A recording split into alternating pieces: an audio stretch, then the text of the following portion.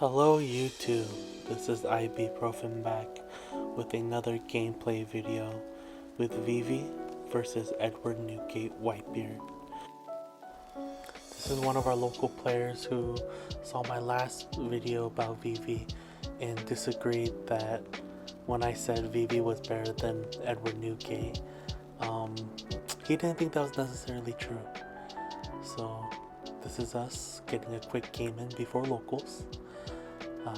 He won the die roll and decided for me to go first. And in this matchup, I really do want to go second just because it plays out my curve and I don't have any early turn plays. If you look at my hand, I am kind of in trouble. I don't have any early turn plays until my 10 drop turn when I can drop the shakes at this time.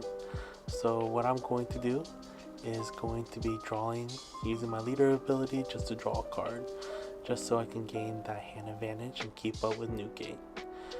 Drawing that pudding is a godsend. I am not going to pitch that for any means necessary.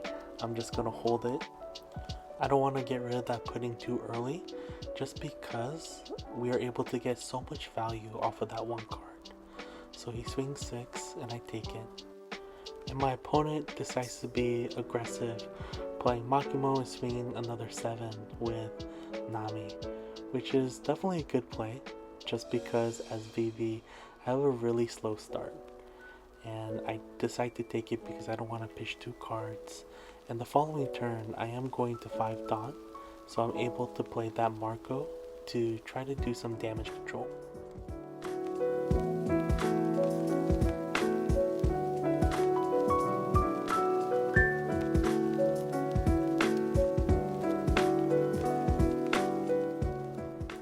Here I'm at 5 Dawn, just shuffling through my hand, just seeing what I can do, and I just played that Marco, so my opponent is unable to get, more value off of that Makimo with those little Namis. It's going to be very important for me to start to establish a board. And one thing I've noticed when playing against the Newgate, I don't swing at their life, I rather swing at their characters, because I know that they're going to pitch cards to protect their bodies. So he swings 7 and I'm thinking about it for a little bit. I'm at 3 life and I'm gonna go into 7 Dawn. I don't want to be bleeding too fast, so I pitch 2 cards using my bad manners. I just keep drawing these big bodies getting bricked up, just wondering where all my counters are in hand, but that's okay. I do see that I have a play for this turn. I'm just thinking what I want to do. I'm gonna swing 7 at the Luffy just so I can get a 2k, and I'll have 6 Dawn left, planning to set up the Izo play so I don't get a additional swing hit to my face. So playing Isho, the Luffy will not be able to attack. If you look at my hand, I do not have a lot of strong plays. I'm just praying that I can get to the late game with a healthy amount of life. But this Whitebeard is being very aggressive. Right now he has 9 cards in his hand with 3 life. Just because I haven't swung at his life, he swings 7, pitching that Kaido that I know that I'm not going to play. But I'm holding on to that Shanks just in case he plays a Newgate so I can pop it. And he swings another 7 with the Rush Luffy.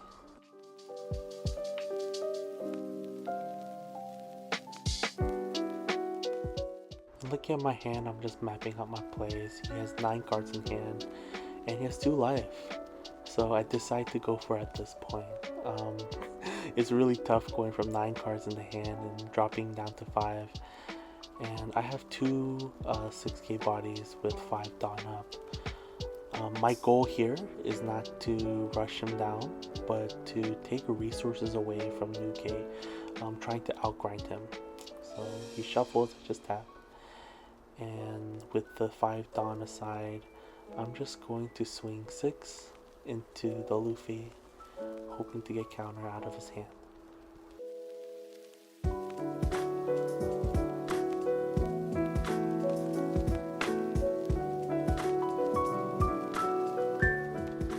And after I see a counter here, I decide to be more aggressive, and using Vivi's ability to give the Shirai rush. And when attacking, it matches the attack of Newgate, which works out perfectly. So Shirai is a 6k body swinging into a Luffy, and he counters out again. And Shirai is going to be a 6k body until the start of my next turn. So it's going to be very difficult for him to remove these cards on my board.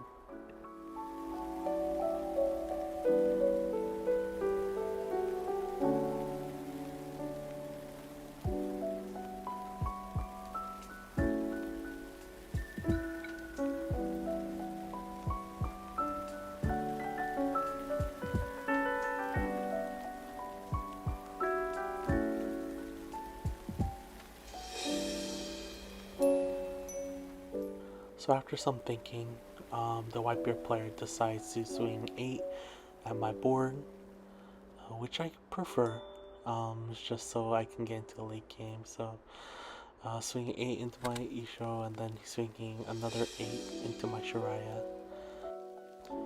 And after thinking about the amount of counter in my hands, I decide to let it go. And then he does something interesting where he decides to swing 7 into my life, leaving 5 Dawn up.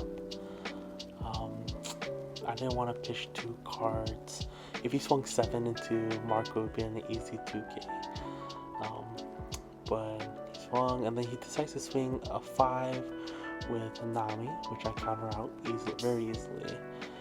Now I'm at 10 Dawn, but I'm at the point where I'm unable to drop my 10 Dawn Shanks very comfortably. So I'm just going to do a little poke, 6, just because he has so few resources in hand. I'm so tempted in playing the 10 drop Shanks, but instead I played Doflamingo, just so I can see what the top 5 cards in my hand's going to be. And I really wish I had that Tiger Gravity Braid sooner, the 7 cost event that bottom decks 2 6 cost characters. I'm just thinking about the order that I wanted to be in. I know I can't play the Gravity Blade this turn just because I have 7 Dawn exactly.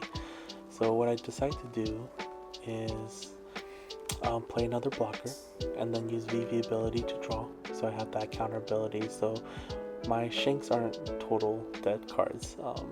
I'm going to swing 6 again into the Luffy with another 6, just because these are unblockable unblockable rush cards. I know that it's going to be really scary, and I really don't want them to be on board, but unfortunately they are.